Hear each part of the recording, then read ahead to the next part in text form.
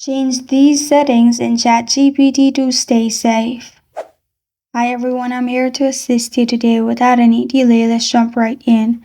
Open ChatGPT and click on two lines at the top left corner of your screen. Then click on your profile at the bottom left. In here, go to personalization. Then click on memory at the top. Then click on manage memories. After that, if there is any memories here, what you can do is click on delete all at the bottom and delete all the saved memories. After you've done that, go back and then click on data controls.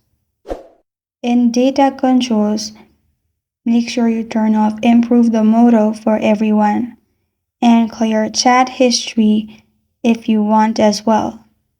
Then go back, go to security, and then turn on two-factor authentication, and you're good to go. These are the settings you should do in ChatGPT to stay safe. Thank you for joining me today. If this video helps you out, please leave a like and subscribe for more. Got a question or want to suggest a topic? Comment below. Thank you for watching.